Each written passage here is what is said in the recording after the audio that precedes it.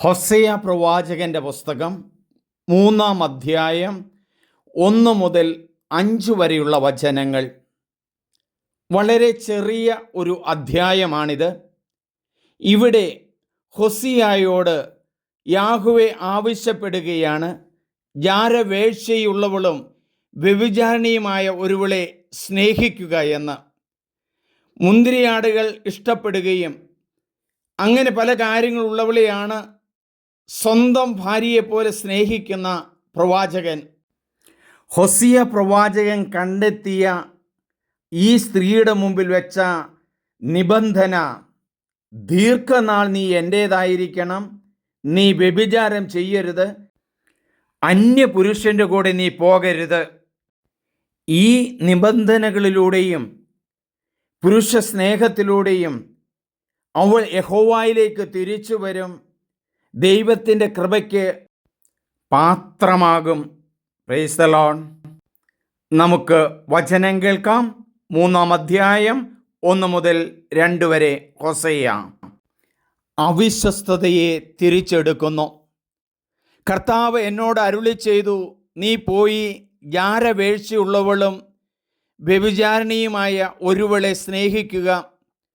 മുന്തിരി അടകൾ ഇഷ്ടപ്പെടുകയും അന്യദേവന്മാരുടെ പുറകെ പോവുകയും ചെയ്തിട്ടും ഇസ്രായേൽ ജനത്തെ കർത്താവ് സ്നേഹിക്കുന്നത് പോലെ തന്നെ 15 ഷെക്കൽ വെള്ളിയും 1.5 ഹോമർ ബാർലിയും കൊടുത്ത് ഞാൻ അവളെ സ്വന്തമാക്കി.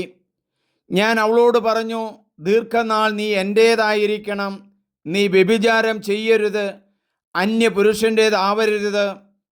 ഞാൻ നിനക്ക് അങ്ങനെ ആയിരിക്കും.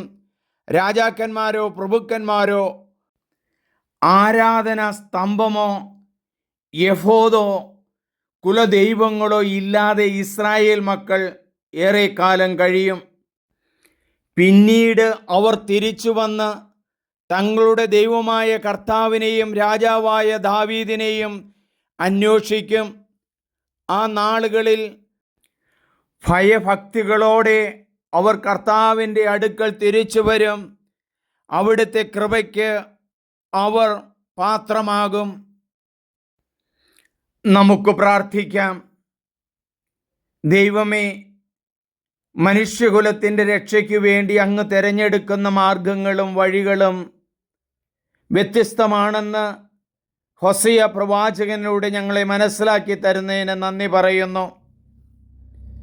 പ്രവാചകനോട് ആവശ്യപ്പെടുകയാണല്ലോ, നീ പോയി ജാരവേഴ്ചയുള്ളവളും വ്യഭിചാരിണിയുമായ ഒരു സ്ത്രീയെ 15 ഷെക്കൽ വെള്ളിയും 1.5 ഹോമർ ബാർലിയും കൊടുത്ത് അവളെ സ്വന്തമാക്കിയെന്ന് പ്രവാചകൻ തന്നെ എഴുതുന്നുണ്ടല്ലോ. വ്യവസ്ഥ വെച്ചത്, ദീർഘനാൾ നീ എൻ്റേതായിരിക്കണം, മറ്റു പുരുഷന്മാരുടെ കൂടെ പോകരുത് എന്നാണല്ലോ. ദൈവമേ, അങ്ങ് തിരഞ്ഞെടുത്ത് ഒരു ഇസ്രായേൽ ജനതയെ തിരിച്ചു കൊണ്ടുവരുന്നതിൻ്റെ ഒരു അടയാളമായിരുന്നല്ലോ ഇത്. ഇസ്രായേൽ ജനതയെ ഒരിക്കലും അങ്ങ് ഉപേക്ഷിച്ചിട്ടില്ലല്ലോ. ഞങ്ങൾ ഏത് പാപത്തിൽ വീണിട്ടുള്ളവരാണെങ്കിലും അങ്ങയുടെ അരികിലേക്ക് തിരിച്ചു വരുവാൻ വചനത്തിലൂടെയും ശുശ്രൂഷകളിലൂടെയും കൗൺസിലിങ്ങിലൂടെയും സമർപ്പിതരിലൂടെയും പുരോഹിതരിലൂടെയും ഒരുക്കുന്നതിന് നന്ദി പറയുന്നു. ഞങ്ങളെല്ലാവരും അങ്ങയിലേക്ക് തിരിച്ചു വന്ന്, ഈ വചനം കേൾക്കുന്നവരെല്ലാം ദൈവത്തിൻ്റെ സന്നിധിയിലേക്ക് വന്ന് കൃപയ്ക്ക് ഒരു ഉപകരണമാക്കണമേ എന്ന് ഞങ്ങൾ പ്രാർത്ഥിക്കുന്നു. അതിൻ്റെ കൃപയ്ക്കായി ഞങ്ങൾ ശിരസ്സ് നമിക്കുന്നു. പരിശുദ്ധാത്മാവിനെ സമൃദ്ധമായി ഞങ്ങളിലേക്ക് ഒഴുക്കണമേ. പാപം മൂലം രോഗികളായിട്ടുള്ളവർക്ക് ആശ്വാസവും രക്ഷയും കൃപയും നൽകണമേ. ആമേൻ.